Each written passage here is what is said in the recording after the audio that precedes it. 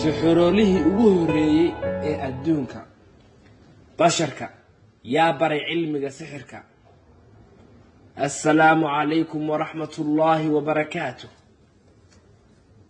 marka hore haddaa ku cusub tahay channelka subscribe saar si aad ula socoto muuqaalada dambe ee aan soo gelin doono ee waxtarka xambaarsan. haddii aad muuqaalkan ka heshana like saar. mawduuca maanta adduunka yaa baray cilmiga sixirka. intee qaab ayuusa ku yimaaday cilmiga sixirku.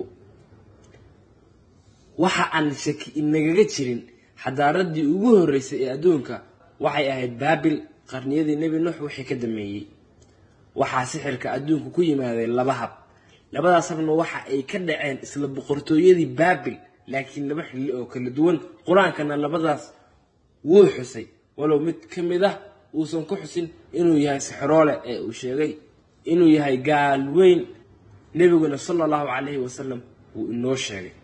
sixiroolihii ugu horeeyey ee adduunka waxa uu ahaa boqor ka talin jiray baabil lana oran jiray daxaak.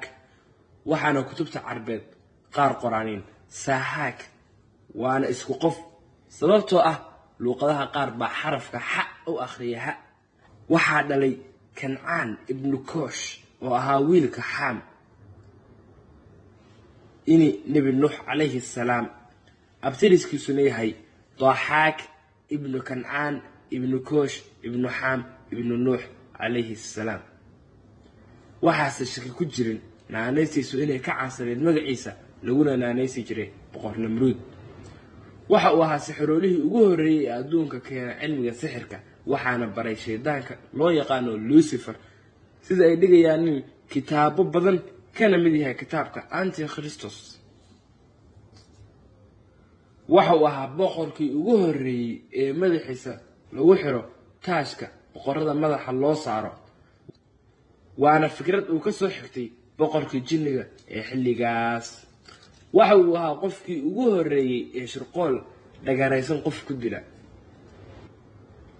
waxqabadkiisii kuwaad markii dhowr jeer ay kasoo wareegtay kulankii namruud iyo shaydaankii lucifer waxa uu namruud shirqoolay aabbihii kancaan ibnu kuush wiilka uu awooha u yahay xaam ibnu nuux calayhi assalaam. waxa uu qoday hog dheer oo ay ka soo jeedeen 50 waran oo caleen lagu daday. kaasi waxa uu ahaa shirqoolkii ugu horeeyey ee taariikhda qof loo dhigo waxa uuna ku dilay aabbihii. waxa uuna ka mid yahay 4 boqor ee maamulkooda adduunkooda hareeyey. nebi maxamed sala allahu calayhi wasalamna uu inoo sheegay waxa uu qabay naag la oran jiray samiraamis. waxay ahayd naag aad u caqli badan. waxay ahayd naagtii keentay xadaa'iq mutacalliqa baabil beeraha kor ka soo ladlaada. waana nashqad aan adduunka wax ka damaysa la keenin walow sixir iyo ay la xiriireen. haddana adduunka maanta kama jirto beero kor ka soo ladlaada. waxayna ka mid ahayd 7 mucjiso ee adduunka mid ka mid a. waxa uu dhisay sartii ugu dheereed ee adduunka soo marta. qaabka labaad ee sixirku adduunka ku yimaaday sanado badan kadib markii sixirkii faafay oo adduunka ku baahay waxa ilaahay soo diray 2 malag haaruut iyo maaruut. waxaana ay dadka ku dhahayeen waxaanu wadno sixir ma ahee hagaaloobin. waxa ay wadeen sixir ma ahayn laakiin waxay ahaayeen sixirkii xilligaas jiray wax lagu furayo.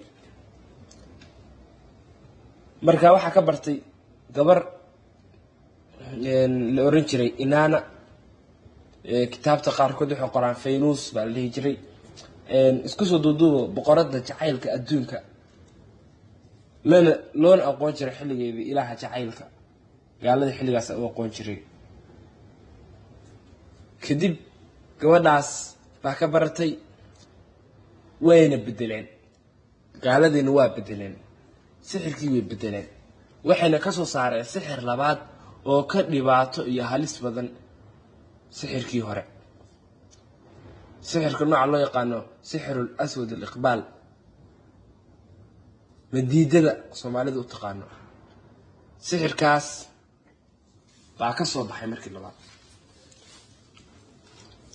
waana sixir oo aad qof dhan madaxiisa iyo maskaxdiisa ku maamulaysid. والعياذ بالله. maanta mawduuceenu intaas ayuu ku egyahay. fadlan channelka inoo share gareeya, subscribe inoo saara, inoo faafiya si muuqaaladeenu ay u baahaneen aynu ula tartanno channelska kale ee Carbeed iyo kuwa kale, maadaama aysan jirin channel saa'id u sii waaweyn oo Soomaali leedahay oo mawduucyada muhiimka lagu baahiyo ay kooban yihiin. aad ba u mahadsantiin. wabillahi tawfiiq.